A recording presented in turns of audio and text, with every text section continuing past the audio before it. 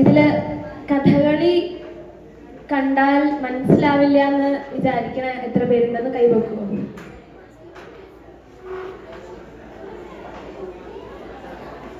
ഇതിലെത്ര ഈ കൈവോക്കി എത്ര ഈ പേരില് എത്ര പേര് കഥകളി ഒരു തവണയെങ്കിലും കണ്ടിട്ടുണ്ട്?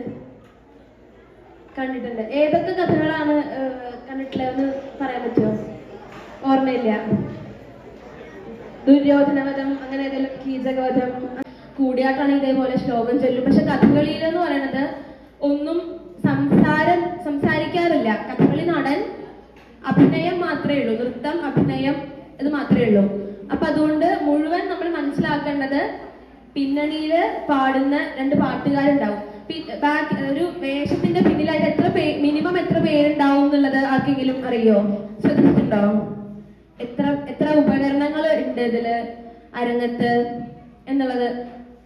4 എണ്ണമാണ് ഉള്ളത്. ഒന്ന് മദ്ദളം, ഇവിടെ ഇപ്പില്ല, ചെണ്ട, ഇരിക്കുന്ന ചെണ്ട, ചേങ്ങില ഉണ്ടാവും. 2 പാട്ടുകാരുണ്ടാവും കഥകളിയില്. പൊന്നാനി, അതേപോലെ ശിങ്കടി എന്ന് പറയും. പൊന്നാനി പാട്ടുകാരന്റെ കയ്യില് ചേങ്ങിലയും ശിങ്കടി പാട്ടുകാരന്റെ കയ്യില് ഇലത്താളം. അതാണ് ഇലത്താളം. അപ്പോ ഇത്രയും പിന്നണി സപ്പോർട്ടോട് കൂടിയാണ് ഒരു കഥകളി നടൻ ഒരു കഥ അല്ലെങ്കിൽ കഥാസന്ദർഭം. ഒരു 2-3 കാണിക്കാം, മനസ്സിലാവുണ്ടോ എന്നുള്ളതൊന്ന് ആരെങ്കിലും പറഞ്ഞു നോക്കുക.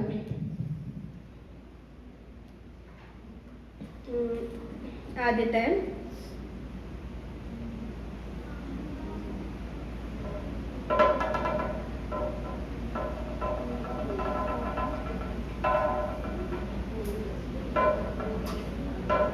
ഇതെന്തായിരിക്കും? പൂവ്. എന്തെങ്കിലും ഈ ഒരു ഷേപ്പ് കാണുമ്പോ ഏത് പൂവാന്നാ തോന്നണേ? താമര. അത്രേ ഉള്ളൂ, താമര. അപ്പൊ ഇങ്ങനെ താമര എന്ന് പറയുന്നത് ഒരു സ്പെസിഫിക് എളുപ്പമുള്ള ഒരു ഇതൊന്നുമല്ല, അങ്ങനെ നമ്മൾ സ്ഥിരം കാണുന്ന സാധനമൊന്നുമല്ലല്ലോ. എങ്കിലും നിങ്ങൾക്ക് മനസ്സിലായത് താമരയാണെന്ന്. അതേപോലെ വേറൊരു മുദ്ര കാണിച്ചു തരാം.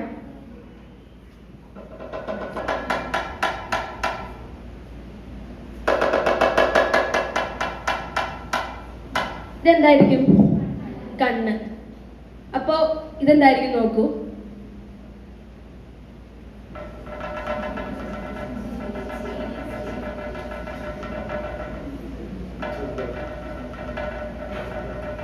ഇതെന്തായിരിക്കും?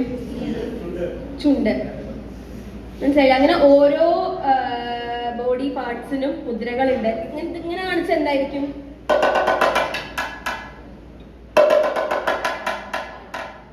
എന്തായിരിക്കും? എന്തിനാ അത് സൂചിപ്പിക്കണേ? കയ്യ്.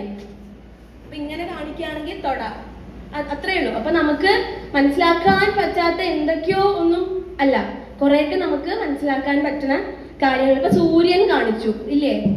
ശ്രദ്ധിച്ചു? എല്ലാവരും സൂര്യൻ കാണിക്കാൻ ശ്രദ്ധിച്ചില്ലേ?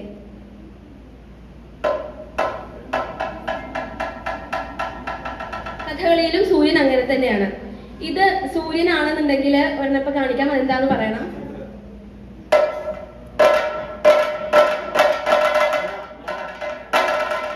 മഴ. ഇനി ഒന്നുകൂടി കാണിക്കാം.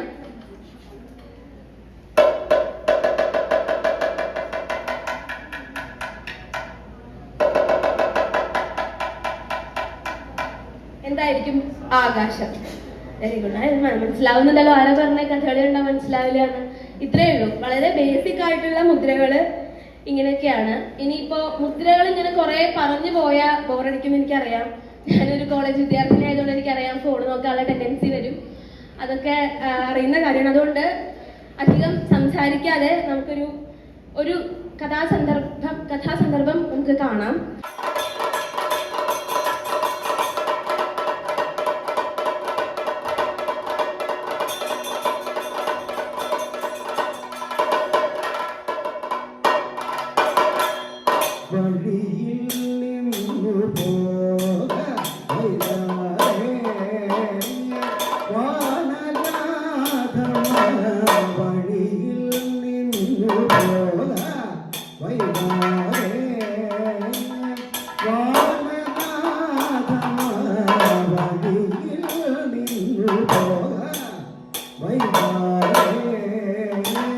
Bye.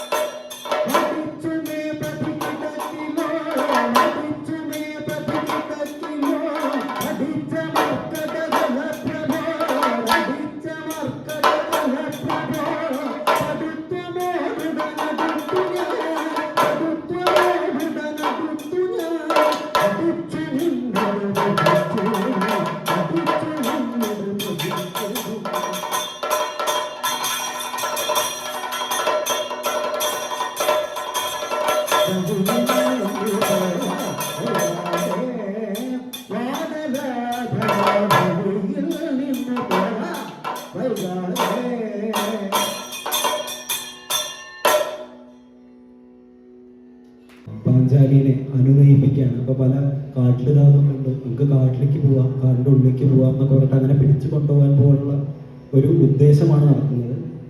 അങ്ങനെ ഉള്ള ഒരു സ്റ്റാൻസ മാത്രമാണ് ചെയ്യുന്നത്. കുറേ ചെയ്യാനുണ്ട്. ഇതൊരു സ്റ്റാൻസ. കീചകമിത ഉടലൂതുന്നു പികഗീത വിശേഷമോടിട ചേർന്നു ഹൃതി സൂചിതമോദമോടിഹതി വല്ലികാ നടികൾ വായു സഞ്ചരിത. വല്ലികാ നടികൾ, വള്ളികൾ നിന്നെ ആനയിക്കാൻ വേണ്ടി ഇതിനെ അഭിനയിക്കുന്നു എന്നൊക്കെ പറഞ്ഞ് പാഞ്ചാലിനെ പ്രലോഭിപ്പിക്കുന്ന പദമാണ്. അവിടെ കാട്ടിലെ പല കാഴ്ചകളും കാണുന്ന ഒരു സന്ദർഭം പറയാൻ വേണ്ടിയിട്ടാണ് ഈ പദം. ഇതില് വല്ലികാ നടികൾ എന്നുള്ള അത് ആവർത്തിച്ച് പാടുന്ന അവിടെ ഒരു നൃത്തം, ഇപ്പം സ്ത്രീവേഷങ്ങളിൽ മാത്രം ഉണ്ടാകുന്ന ഒരു പ്രത്യേകതരം നൃത്തം കാണാൻ പറ്റും. അത് അവിടെ നിന്ന് ശ്രദ്ധിക്കുക. അതേപോലെ വള്ളികള് ആനയിക്കുന്ന പോലെ തോന്നുന്നു. അതായത് ഈ പാഞ്ചാലി അതിന് കൊണ്ടുപോകുക എന്നുള്ളതാണ് ലക്ഷ്യം. അപ്പൊ അതിനു വേണ്ടി ഈ കാട്ടിൽ കാണുന്ന കാഴ്ചകളെല്ലാം ഇവിടെ ആനയിക്കുന്ന പോലുള്ള കാഴ്ചകളാണ് എന്ന് പറഞ്ഞു വരുത്തുന്നതാണ് ലളിത ചെയ്യുന്നത്. അപ്പൊ അതിനൊരു ഇൻഫ്ലുവൻസ് ചെയ്യുന്ന ഒരു ഭാഗമാണിത്. അപ്പോൾ ഇവിടെ ഒരു നൃത്തഭാഗം കൂടി വരുന്നുണ്ട്. അത് ഇഷ്ടപ്പെടുന്നു വിചാരിക്കണം. അപ്പൊ അത് നമുക്ക് ഒന്ന് കാണാം.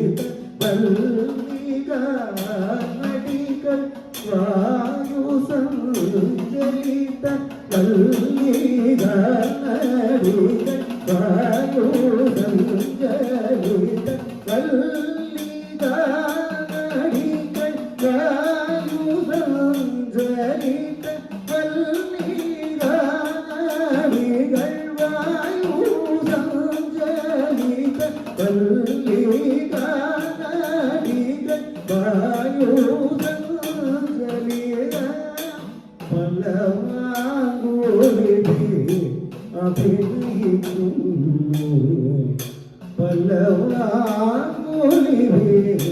അഭിനയിക്കും വല്ലിക നദികൾ വായു സഞ്ചരിത പല്ലവാങ്കുലിവേ അഭിനയിക്കും വല്ലിക നദികൾ വായു സഞ്ചരിത പല്ലവാങ്കുലിവേ അഭിനയിക്കും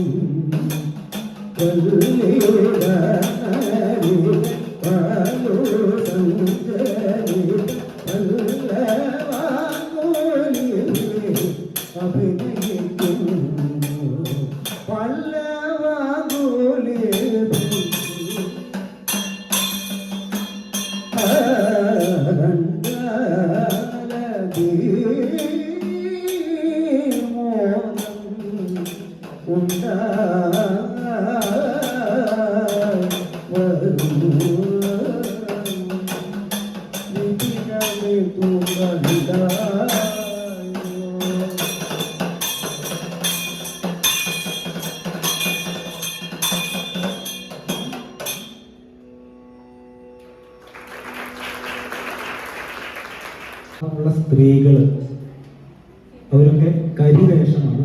ഇത് പെങ്കരി എന്ന വിഭാഗത്തിലാണ് വരുന്നത്. അപ്പൊ ഇത് ആ കരിവേഷമാണ്. ഇത് ചുവന്ന താടി, നമുക്ക് നോക്കിയാൽ കാണാം താടി ഭാഗത്ത് ഒരു ചുവന്ന താടി കാണുന്നുണ്ട്. ഈ രാക്ഷസന്മാര് അസുര സ്വഭാവമുള്ള കഥാപാത്രങ്ങളാണ്. ദുശാസനൻ, ജരാസന്ധൻ അങ്ങനത്തെ വേഷങ്ങളാണ് ഇതിൽ പെടുന്നത്. ഇതൊരു പ്രത്യേക വേഷമാണ്, സ്ഥിരമായി കാണാത്തൊരു വേഷമാണ്. കാർക്കോടകൻ എന്ന് പറഞ്ഞൊരു പാമ്പാണ്. അത് പല രീതിയിൽ അതിൻ്റെ മുഖത്തുള്ള തേപ്പ് ഉണ്ട്. ഇത് ഒരു കാർക്കോടകൻ്റെ ഒരു രീതിയാണ്. ഇത് പരശുരാമൻ എന്ന കഥാപാത്രമാണ്. പരശുരാമൻ അതേപോലെയുള്ള വിശ്വാമിത്രൻ തുടങ്ങിയ വേഷങ്ങളൊക്കെ ഈ ഒരു സ്റ്റൈലിലാണ് കാണപ്പെടുന്നത്. ഇതെല്ലാവർക്കും അറിയാവുന്ന പോലെ പച്ച വേഷങ്ങൾ, സാത്വിക പ്രധാനമായിട്ടുള്ള ഭീമൻ, അർജുനൻ, ധർമ്മപുത്രൻ, നാളൻ തുടങ്ങിയ വേഷങ്ങളൊക്കെ. ഇത് കത്തി, അതായത് കുറച്ചുകൂടി വീരം തോന്നിപ്പിക്കുന്ന വേഷങ്ങൾ. ദുര്യോധനൻ, രാവണൻ, അതേപോലെ ശിശുപാലൻ തുടങ്ങിയ വേഷങ്ങളൊക്കെ. ഇത് കത്തിവേഷത്തിൻ്റെ തിരനോക്ക് എന്നുള്ളൊരു ചടങ്ങിൻ്റെ ഒരു പോസ്റ്ററാണ്. ഇത് നേരത്തെ പറഞ്ഞ ചുവന്നാടിയുടെ തന്നെ വേറൊരു ചുവന്നാടി തന്നെയാണ്, പക്ഷെ നേരത്തെ കണ്ട ചുവന്നാടി പോലെയല്ല. അതിൻ്റെ മുഖത്തുള്ള ചില ഭാഗങ്ങൾ വ്യത്യാസമുണ്ട്. ഇത് ബാലിയുടെ വേഷമാണ്, ബാലി. ഇത് വെള്ളത്താടി, ഹനുമാൻ ആണ് പ്രധാനമായിട്ടും വെള്ളത്താടി വരുന്നത്. അതുകൂടാതെ നന്ദികേശ്വരനെ പോലുള്ള ചെറിയ വേഷങ്ങളും വെള്ളത്താടി വിഭാഗത്തിൽ പെടുന്നു. ഇത് നേരത്തെ കണ്ട ചുവന്നാടി തന്നെയാണ്. ഇതും ഈ പറഞ്ഞ പോലൊരു പ്രത്യേകതരം വേഷമാണ്. ഇത് ഈ അടുത്തായിട്ട് രചിക്കപ്പെട്ട മഹാപ്രസ്ഥാനം എന്നുള്ള കഥയിൽ അതിലൊരു നായയുടെ വേഷമുണ്ട്. പാണ്ഡവരെ പിന്തുടർന്നു പോകുന്നൊരു നായ. അപ്പൊ നായയുടെ വേഷം പുതുതായിട്ട് ഇപ്പൊ കഥകളി നവീകരിക്കപ്പെടുന്നതിൻ്റെ ഒരു ഉദാഹരണമാണ് നായയുടെ വേഷമാണ്. ഇത് ബ്രാഹ്മണ വേഷമാണ്. ആടയാഭരണങ്ങളൊക്കെ കുറവായിരിക്കും. കേവലം മുഖത്തുള്ള ചില മിനുക്കുകളും താടി മാത്രമേ ഉണ്ടാവുള്ളൂ. ബ്രാഹ്മണൻ, കുചേലൻ അവരൊക്കെ ഈ വിഭാഗത്തിലാണ് പെടുന്നത്. ഇതെന്തായിരിക്കും? ശ്രീകൃഷ്ണൻ അറിയാം, മുകളിൽ പീലിയുണ്ട്. ശ്രീകൃഷ്ണനും ശ്രീരാമനൊക്കെ വിഷ്ണുവിൻ്റെ അവതാരങ്ങളാണല്ലോ. അപ്പം അത് ശ്രീകൃഷ്ണനാണ്. ഇത് ശിവനാണ്. ശിവന്റെ ഇപ്പം നേരത്തെ കണ്ട പച്ച അല്ല, ഒരു ഓറഞ്ച് കളറാണ്. ഇതിന് പഴുപ്പ് എന്നാണ് പറയുക. അപ്പോൾ ശിവനും ബലഭദ്രനും കൃഷ്ണന്റെ ഏട്ടനായിട്ടുള്ള ബലരാമനൊക്കെ പഴുപ്പിൻ്റെ വിഭാഗത്തിലാണ് പെടുന്നത്. ഇത് കറുത്ത താടി, നേരത്തെ കണ്ട പെൺകരി ഉണ്ടല്ലോ അതിൻ്റെ ഓപ്പോസിറ്റ് ആയിട്ടുള്ള ആൺകരിയാണ്. ഇതിൻ്റെ ഈ വേഷം കാട്ടാളനാണ്. കാട്ടാളൻ പ്രധാനമായിട്ടും നളചരിതത്തിലൊരു കാട്ടാളനുണ്ട്. അതേപോലെ കിരാതത്തിൽ അർജുനനെ പരീക്ഷിക്കാനായിട്ട് വരുന്ന ശിവൻ കാട്ടാളൻ്റെ വേഷം. അതൊക്കെ നിങ്ങൾക്ക് അറിയുന്ന കഥകളാണ്. കിരാതാർജുനയൊക്കെ പഠിക്കാമല്ലോ അല്ലേ? ഞാൻ പഠിച്ചിട്ടുണ്ട്. അപ്പോൾ അത് കാട്ടാളൻ. ഇത് ബാഹുകൻ എന്നുള്ള വേഷമാണ്. നൈഷധീയ ചരിതം പഠിച്ചിട്ടുണ്ട്. നൈഷധീയ ചരിതത്തിലൊക്കെ ഉള്ള ബാഹുകൻ ഇതേ പറഞ്ഞ പോലെ പാമ്പ് കുത്തിയിട്ട്, നേരത്തെ കാർക്കോടകൻ കുത്തിയിട്ട് വേഷം മാറി, ആ വേഷമൊക്കെ നോക്കി അറിയാം, ഒരു നീല കളറാവുകയാണ് ബാഹുബലി. ഇത് നാരദൻ, മുനിമാര്, നേരത്തെ കണ്ട ബ്രാഹ്മണന്മാരല്ല, മുനിമാര്, നാരദൻ, പർണാദൻ, അങ്ങനത്തെ മുനിവര്യന്മാരൊക്കെ ഈ വേഷമായിരിക്കും. ഇത് നേരത്തെ കണ്ട കത്തിവേഷം തന്നെ. ഇത് ഈ നിൽക്കുന്ന കലാകാരിയാണ്. ഇത് ഈ വേഷം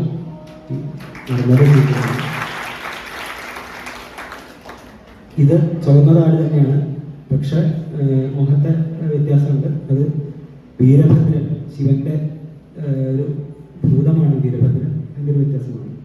ഇത് കലി, നളചരിതത്തിലുള്ള നളനിൽ ബാധയാകുന്ന കലിയാണ്. കലിയും കറുത്ത താടിയാണ്, പക്ഷെ നേരത്തെ ചുവന്നാടിയുടേതായിട്ടുള്ള രൂപസാദൃശ്യം ഉണ്ടാവും, പക്ഷെ ആഭരണങ്ങൾക്ക് ചെറിയ വ്യത്യാസം, അത്ര മാത്രമേ ഉള്ളൂ.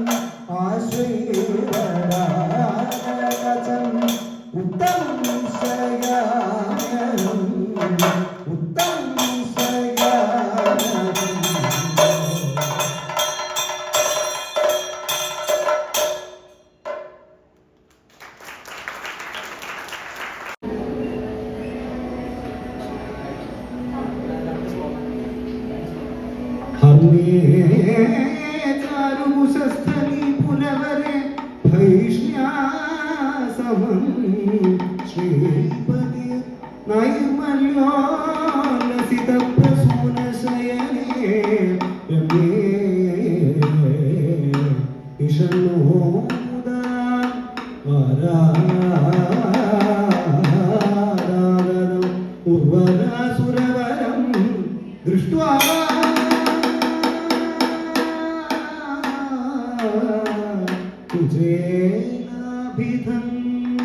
ज्ञात्वा तस्य चरित्रमाश्रितवपो नेत्राभसा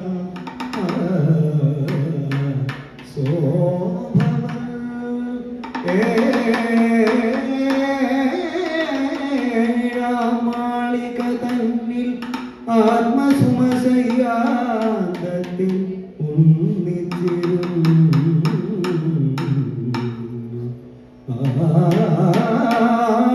ആണിപ്പൂമകളോട് ചാടുഭണിതം ചൊല്ലി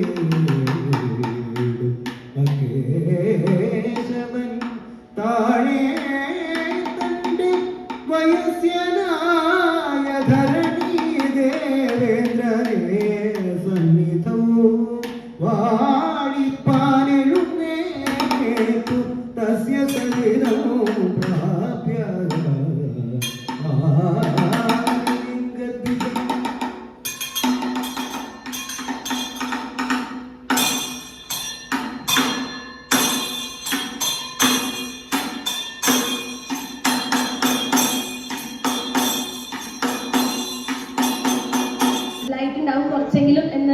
വിശ്വസിക്കുന്നു. ഇനി ഒരു കഥകളി ഇടയിലും ഉണ്ട് എന്ന് കേൾക്കുമ്പോൾ പോയി കാണാൻ തോന്നുന്നുണ്ടെങ്കിൽ അത് ഞങ്ങളുടെ എല്ലാവരുടെയും വിജയമായിട്ട് കരുതുന്നു.